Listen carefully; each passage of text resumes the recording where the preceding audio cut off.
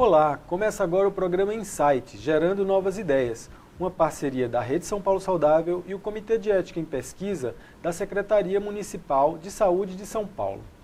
Meu nome é Luiz Gracindo e o propósito do programa Insight é trazer pesquisadores que fizeram pesquisas, fizeram investigações a respeito do SUS e que vêm aqui fazer a devolutiva desses resultados para os trabalhadores dos serviços de saúde municipais de São Paulo e todos os trabalhadores do SUS através da rede YouTube.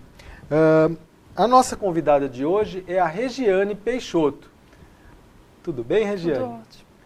Regiane é graduada e mestre em Serviço Social pela PUC e assistente social do SAI Jardim Mitsutani.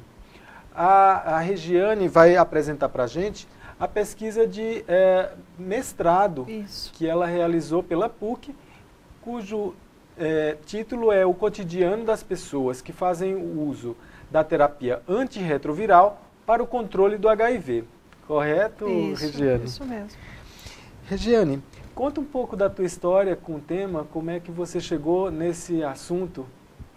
Eu trabalho com pessoas que vivem com HIV/AIDS, eu sou assistente social do Serviço de Assistência Especializada Jardim Mitsutani, que é um dos serviços da rede do Programa Municipal de DST/AIDS, localizado na Zona Sul. No trabalho, no cotidiano com as pessoas que vivem com HIV, o que me sensibilizou, começou a me despertar o interesse, foi perceber que existiam situações que facilitavam o processo de tratamento, dificultavam e que às vezes situações, relatos que inviabilizavam a concretude da adesão, do próprio tratamento, da frequência do serviço. E isso começou eu comecei a me questionar como quais ações profissionais poderiam ser feitas para esse apoio dentro do serviço e conhecer mais de perto esse cotidiano, essas vivências mesmo dos sujeitos, das pessoas que fazem o tratamento com a terapia antirretroviral, né, que é exatamente a medicação para o controle do HIV. O famoso coquetel. O famoso coquetel. Tá certo.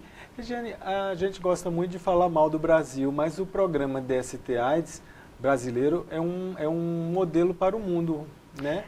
Na dissertação eu aprofundei bastante, tanto na construção do Sistema Único de Saúde, no movimento da reforma sanitária, né, brasileira, e também o que significou a luta para a construção da política de AIDS no nosso país. Então, é um modelo, e desde o início da década, né, quando surgiu o primeiro caso no Brasil em 82, a partir de 83, que você tem os movimentos sociais lutando para a AIDS ser tratada como questão de saúde pública, né, para ela virar pauta, virar uma política. Então, sem dúvida, o programa tem garantias, acesso a direitos para toda a população que vive com HIV, que é um mérito, sim, para o país. Então, historicamente, tem os movimentos sociais. O Estado de São Paulo foi o pioneiro, né, na construção do primeiro programa de DST/AIDS, né, com a construção de pessoas que já vinham do movimento de reforma sanitária. Então, todo esse cenário construiu um programa que já se baseava em princípios de universalização, né, de universalidade da atenção da saúde, da questão da integralidade, da questão do acolhimento, de considerar as necessidades particulares de pessoas, de grupos. Muito bem. E o que representou, Regiane? Não sei se você está na AIDS já desse tempo, mas o que aconteceu quando entrou o coquetel, quando entrou a terapia antirretroviral nos serviços? Qual foi o impacto que isso teve na vida das pessoas? No serviço de assistência especializada em HIV/AIDS, eu trabalho há 5 anos, então o Brasil passou a atender, né, a todas as pessoas que tinham indicação da medicação a partir de 1996, né, a partir de 96, quando teve a lei que decretou, né, que determinou que os antirretrovirais seriam fornecidos pelo Sistema Único de Saúde. Os movimentos sociais chegaram a entrar com ações judiciais para conseguir que as pessoas tivessem esse acesso. Então, é uma luta. Em 96 já tinha muita coisa rondando para essa medicação ser viabilizada pelo Sistema Único. Quando a medicação chega, ela põe um freio em muito do que sinalizava a questão de morte, de não ter perspectiva. As pessoas tiveram a possibilidade de retomar os seus projetos de vida, de retomar planos, de ter uma perspectiva de vida mesmo, que até então, antes da medicação... Era como se fosse um atestado de óbito era um que a pessoa atestado de recebia óbito, naquele exatamente, momento. porque nenhuma medicação até então tinha garantia de eficácia, de como o antirretroviral tem. Muito bem. Então, Regiane, e como é que foi qual foi o objetivo da tua pesquisa? O que é que você pretendia investigar a respeito das pessoas que vivem com o vírus HIV? O objetivo era conhecer um pouco como que é viver hoje, com todo o avanço na área da medicação para o tratamento do HIV/AIDS, como que as pessoas vivem, como que é lidar com essa medicação no dia a dia. Né, as dificuldades que se encontram, as facilidades no processo de tratamento, se há algum processo que chega a inviabilizar a consolidação desse tratamento. Então era mais focado na adesão à medicação. Sim. E fatores que impedem, fatores que colaboram. Sim, isso mesmo. Então tá certo. E qual foi o desenho metodológico que você utilizou? Então, a pesquisa, como o objeto é análise do cotidiano, a entrevista mostrou-se a melhor técnica para a realização. Então, foi feita uma entrevista com roteiro semi-estruturado. Né? Explica para a gente um pouco como é um roteiro semi-estruturado. Assim, eu tinha algumas questões fechadas que eu ia perguntar e ali seria a base para a construção do nosso diálogo, do nosso discurso. Então, é uma pesquisa qualitativa, né, que a partir do discurso do sujeito, a partir da interação dele na vida com HIV/AIDS, eu analisei esse discurso e a partir daí teve os resultados. A seleção da amostra foi através do sistema de controle logístico dos medicamentos, dos antirretrovirais, que é o Ciclon. Então, toda pessoa que tem indicação do médico para fazer uso da medicação, ela faz um cadastro na farmácia do serviço especializado e esse cadastro foi o que eu utilizei para fazer a seleção das pessoas para participar. Para identificar as pessoas. Isso. E aí você fazia um convite às pessoas? Isso, fazia um convite, explicava qual era a proposta, e aí a partir da participação que eu comecei a executar a pesquisa. No total foram quantas entrevistas? Foram 8 sujeitos, né? 4 homens, 4 mulheres. E qual era o recorte? Eles tinham que morar na região de Embu-Mirim e Campo Limpo. Tinha que ter tempo, a variação de tempo de uso dos antirretrovirais, então acima de 1 ano, de 1 a 3, de 4 a 7 anos e acima de 10 anos. Então, a amostra contemplou pessoas com diferentes períodos de uso da medicação. Correto. E, enfim, como é hoje viver com o vírus HIV? De acordo na perspectiva da pesquisa, viver com HIV ainda engloba medos, engloba incertezas. Então, o que apareceu? Pessoas que fazem tratamento há mais de 10 anos, que já tomam a medicação há muito tempo, né, desde 96, podem passar por problemas como também uma pessoa que começou o tratamento há pouco tempo. Então, pode ser acometida por doenças oportunistas. É um caminho que não é assim, está tomando a medicação, é um caminho que não vai ter nenhuma doença nesse processo, por exemplo. Então, pode acontecer situações que em qualquer processo, em qualquer período do tratamento. Certo. E como é que foi para essas pessoas, né, nessa amostra que você entrevistou, que é uma amostra que representa aí a população dos distritos de Embu-Mirim e Campo Limpo, que são distritos de renda baixa, pode-se dizer assim, no município de São Paulo, né? Como foi para essas pessoas, nesse contexto, receber o diagnóstico? Você teve seu exame deu que você é um soro positivo, você é portador do vírus HIV. Como é que elas receberam essa... Todos os relatos do diagnóstico, a maioria relatou impacto ao receber. né? Independente do tempo, se foi antes de 96, se foi há 2, 3 anos, as pessoas referem o impacto ao receber. Aí tem o vínculo ainda com a ideia de morte, o vínculo que as coisas acabaram, a angústia da incerteza. Então, o que ficou, a pesquisa trouxe esse processo vai mudando no decorrer do tratamento. As pessoas vão atribuindo novos significados à doença no decorrer do tratamento. Então, alguns sujeitos da pesquisa usaram HIV para construir uma nova vida, para se dedicar a coisas que eles queriam, para fazer atividades que nunca pensaram em fazer antes. Outras pessoas já decidiram ficar mais quietos, ficar mais um núcleo familiar, evitar de divulgar essa informação.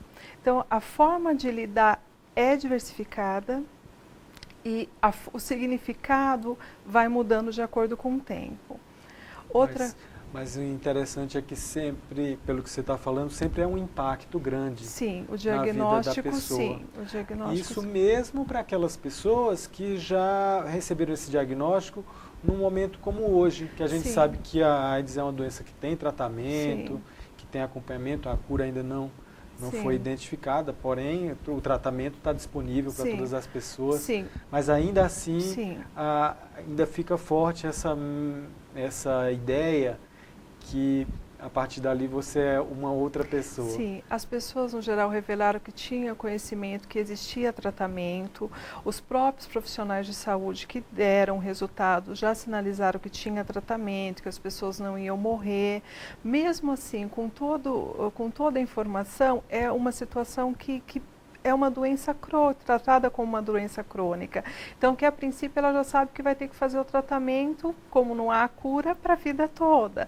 Então, é um caminho que ela não conhece. Até passar a conhecer é um outro processo, né? E o que ficou claro é que as pessoas aprendem a lidar, elas aprendem principalmente nas pessoas que tomam medicação há mais de 10 anos, elas aprendem a controlar o seu próprio tratamento, elas já entendem todos os níveis de exame, elas já entendem qual é o efeito da medicação. Então, esse processo vai mudando mesmo de acordo com o tempo. Ok, quer dizer que, enfim, tem um lado positivo, é uma hora da pessoa se repensar seus hábitos, sua vida. Sim. Uma oportunidade muito rica. Uma questão que apareceu foi assim, quando que é feita a sorologia, quando que é realizado o exame, né? Então, teve situação da pessoa ir ao UBS de referência perto de casa e o profissional de saúde ofereceu o exame sem nenhum indício de doença vinculada ao HIV a AIDS e a partir disso a pessoa teve o diagnóstico precoce, que é uma luta na área da AIDS, né? Que as pessoas descubram que vivem com HIV antes de ficarem doentes. Né? Então, esse é um ganho para a pessoa, porque quanto mais cedo começa o tratamento, mais cedo ela se envolve nesse processo e se fixa no serviço de saúde, menos chance de ficar doente, mais chance de conhecer o tratamento, do próprio serviço ter vínculo com ela, com a família, né? E de pensar até na adesão quando começar mesmo com os antirretrovirais. Então, é uma excelente oportunidade, né? Para você que começou a assistir agora o programa Insight, esse é um programa da Rede São Paulo Saudável, que é uma parceria do Comitê de Ética em Pesquisa da Secretaria Municipal de Saúde e o canal profissional. E nós trazemos pesquisadores que estudaram o SUS e trazem novidades para o trabalhador do SUS. Hoje nossa convidada é a Regiane Peixoto, que é graduada, mestre em Serviço Social pela PUC e assistente social do SAI Jardim Mitsutani. A pesquisa da Regiane é intitulada O Cotidiano das Pessoas que Fazem Uso da Terapia Antirretroviral para o Controle do HIV. Regiane, a questão da discriminação aparece na tua pesquisa? As pessoas foram discriminadas por serem portadoras do vírus HIV? Isso é uma coisa que ainda está presente? Então, está presente o preconceito, a própria discriminação, o que apareceu foram os relatos. Interessante isso, foi assim, quando que as pessoas percebem a discriminação? Então elas percebem a discriminação muito no mundo do trabalho, né, nas relações de trabalho, quando ela fala que vive com HIV, quando ela fala que vai ter que sair para ir em consulta ou exame, nesse momento ela percebe que acontece demissões ou que acontece alguma forma de discriminação que ela não tem muitas vezes como dizer, provar, mas que ela percebe que foi por essa revelação. Outra coisa também que apareceu, que foi um dado, é as pessoas percebem o preconceito também, principalmente no núcleo familiar, nas situações que as pessoas sentem muita dó, muita piedade, aquele cuidado excessivo, elas se sentem fragilizadas, elas acham que não precisam desse processo, que o que tem que ser garantido são direitos, de viver-se bem, usando a medicação, mas não nesse sentido de ficar tratando como dó, como uma pessoa vítima de uma doença. Que a maioria deles não são fisicamente vulneráveis. Não, não são. Dos seus entrevistados, eles não eram pessoas fisicamente vulneráveis que necessitassem de um maior cuidado. Eram pessoas que estavam fazendo, como eu fiz a seleção pelo sistema, pelo Ciclone, né, que é da retirada de medicação, eles estavam retirando medicamentos, porém, não necessariamente a retirada de medicamentos, os antirretrovirais, indica que a pessoa vai fazer uso. Então, apareceu na pesquisa, dados os efeitos colaterais com a medicação, cita até assim, a dificuldade do cheiro do remédio, do tamanho do comprimido, a pessoa pega o remédio na farmácia, leva para casa e não toma. Ou sai da consulta com a receita e não pega o remédio. Aqui interessante, Regiane, quer dizer que ela quer continuar sendo atendida no SAI, ela gosta daquele atendimento, gosta daquele cuidado, porém a medicação ela não toma e não conta também, certamente. Não conta. E aí o que ela faz? Ela usa a técnica, a hora que começa a sentir, né? A pessoa usa a técnica, eu comecei a sentir uma dor, um desconforto, uma diarreia, eu começo a tomar. Então eu vejo que a medicação é muito boa, porque eu melhoro. Né? Então, nesse sentido, ela mesmo vai se autocontrolando com os antirretrovirais.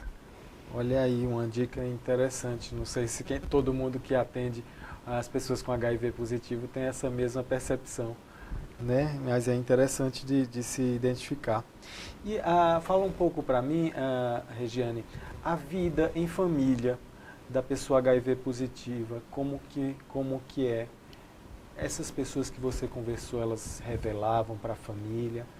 Quando elas revelavam, qual era a receptividade que tinha? A questão da revelação do diagnóstico tem vários estudos e uma das questões os sujeitos que eu entrevistei fizeram revelação para a família, ou a família acabou descobrindo, e também teve caso da pessoa não dizer e viver numa luta constante de guardar medicamentos, de esconder, de tomar todo o cuidado no dia a dia, com uma cautela imensa para não deixar escapar nenhuma informação, então não quer que ninguém da família saiba.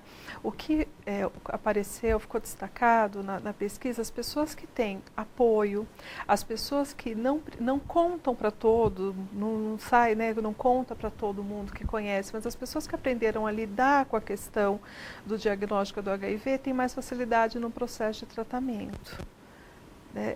Então, na relação com a família é o apoio primeiro. Em geral, os sujeitos da pesquisa, a família é o apoio.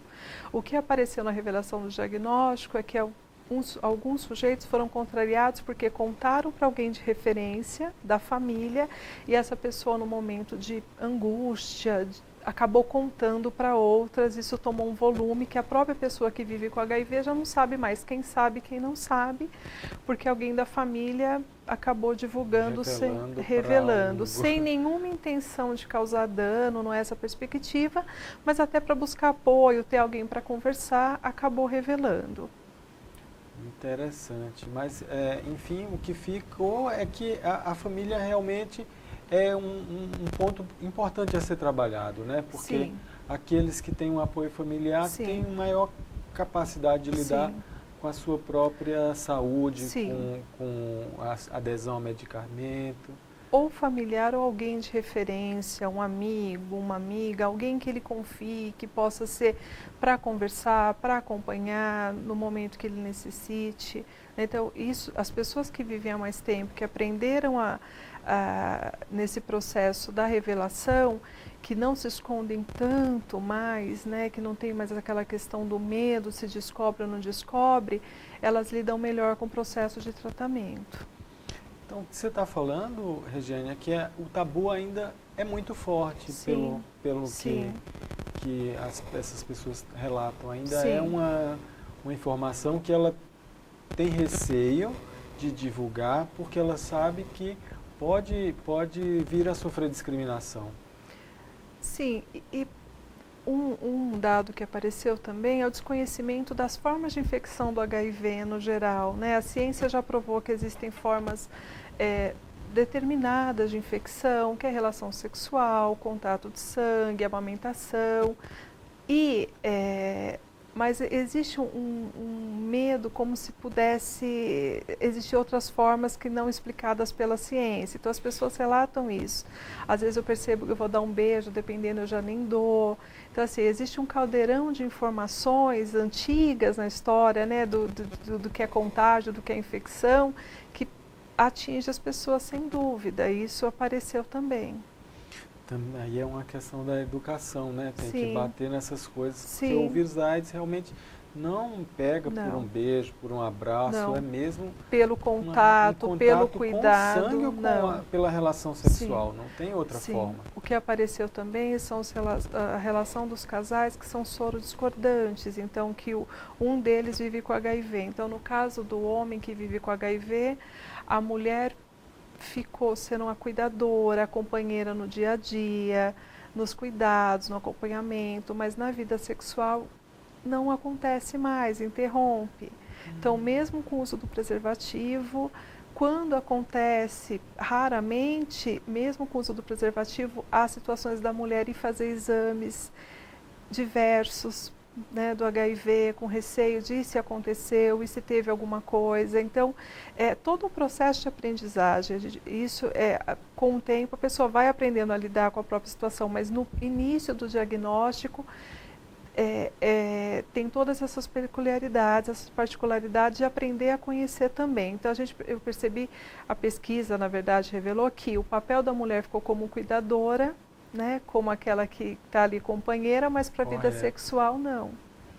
Interessantíssimo isso, né? Que isso vários aspectos, né? Que como a mulher acaba ficando com a cuidadora. Sim. E o tabu em relação à relação sexual, então, Sim. se mantém. Sim. Como é que todos os entrevistados lidavam com a sua sexualidade?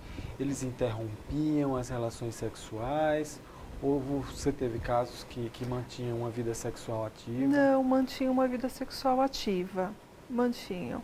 O que vai aparecer um pouco na pesquisa é a questão do idoso, né, que o HIV na terceira idade, que a infecção, no caso da pesquisa, surgiu como se o idoso não fosse cogitada a possibilidade desse idoso viver com HIV, e nesse caso a pessoa que passou a viver com HIV também não conseguia mais ter relação sexual, ou quando tinha a mulher sem prazer nenhum, tinha porque o parceiro queria, perdeu essa graça, esse brilho da vida, mas para todos os outros sujeitos a relação sexual continuou. Que representação teve o serviço de saúde para essas pessoas? O serviço de saúde é um parceiro ou é mais um local de atrito, de briga? Essa foi um dos eixos, né, que era a questão do tratamento e como que o serviço especializado em DST/AIDS na vida das pessoas que fazem tratamento.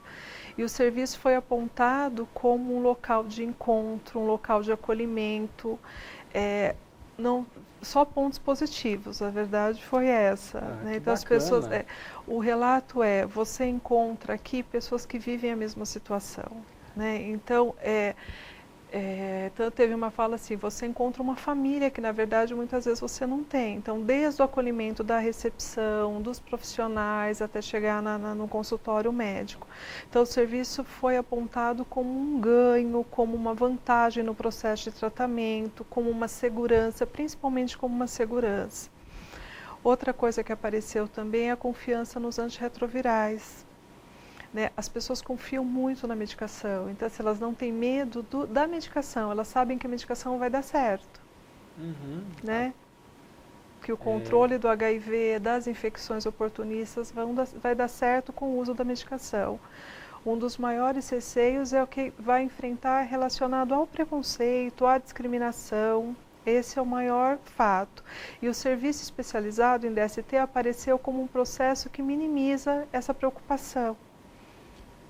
Então torna-se mais importante ainda a questão do apoio familiar, né? Porque eu fico imaginando esse cara que leva esse antirretroviral, que vai estar na casa e alguém vai, sempre vai ter alguém que vai olhar o comprimido, vai perguntar o que é aquilo. Sim, tanto a família quanto o acompanhamento dessa família também, né, Luiz? Das necessidades dessa família, dos direitos que essa pessoa precisa conhecer quando passa a viver com HIV, dos benefícios que ela pode requerer. Então, essas oportunidades, o serviço tem que estar atento para não perder esse tempo, né, de garantir cada vez mais acesso aos direitos da população que vive com HIV. Isso que eu ia te perguntar, que dica que você daria diante dos resultados da tua pesquisa, o que é que pode ser feito, o que é que o serviço pode fazer para melhorar a atenção a essas pessoas que vivem com o vírus HIV? Eu acho que hoje penso, de acordo com a pesquisa, que são 2 desafios. Primeiro é garantir que cada vez mais as pessoas tenham acesso à testagem, que esse seja o primeiro passo, porque o teste é o primeiro passo, não é você sendo diagnosticado como pessoa que vive com HIV, que você de fato vai se inserir no serviço. Então, a testagem é o primeiro ponto, a inserção dessa pessoa, o acolhimento, quer dizer, estabilizar, que essa pessoa fique no serviço, que passa a fazer uso dessa medicação antirretroviral quando tem necessidade, é uma das coisas. E a outra coisa é a atenção para a adesão. Né? Porque assim, o que eu percebi com a pesquisa, as pessoas usam a medicação, têm adesão, mas podem sofrer em qualquer momento a interrupção desse processo, ou por efeitos colaterais que passa a ter, ou por cansaço, teve relato de cansaço da medicação, eu cansei, ou por depressão, acaba interrompendo o uso. Então, esses são desafios que se colocam de necessidades muito concretas, são mediações que percorrem todo o processo de tratamento, que o serviço a gente tem que estar atento para perceber e atender isso no momento. É bacana você ter levantado, são pontos que estão presentes, na verdade, em qualquer serviço de saúde. Porque o não aderente, ou encaminhar as pessoas para a testagem, é uma coisa que pertence ao conjunto de serviços de saúde, não apenas os serviços especializados. Uma dica importante essa que você está dando. Outra coisa que apareceu é a pessoa abandona o tratamento por um período, por algum motivo, e o medo dela retornar para o serviço, a vergonha, eu abandonei, hoje eu estou doente, eu volto. Então, uma coisa que penso que tem que ser almejada, também de acordo com a pesquisa, é que as pessoas voltem bem. Né, que elas não tenham que passar pelo processo de longas internações, de tratamento, que na maioria das vezes é muito sofrido. A pesquisa trouxe isso também, quando por um momento tem interrupção da adesão, as pessoas começam a ficar doentes ou por outros motivos, as internações, as doenças são muito duras, a pessoa sofre muito. Então a intenção de estar atento tanto para a adesão quanto para o diagnóstico precoce é que a pessoa chegue no serviço especializado bem. É uma pena, Regiane, a gente podia conversar um tempão, mas o nosso programa está encerrando agora, né? Hoje o programa Insight, Gerando Novas Ideias, recebeu a assistente social Regiane Peixoto, a assistente social do SAI Jardim Mitsutani. Ela apresentou para a gente o cotidiano das pessoas que fazem uso da terapia antirretroviral para o controle do vírus HIV. Você teria algum agradecimento a fazer, Regiane? Sim.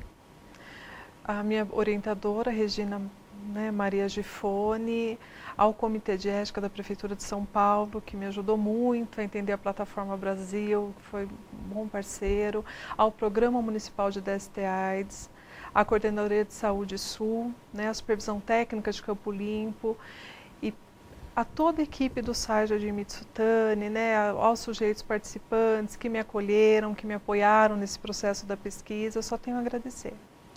Nós que agradecemos a sua presença. Querida. A pesquisa da Regiane vai estar presente na plataforma BVS, da Secretaria Municipal de Saúde, cujo site é www.sms.sp.bvs.br.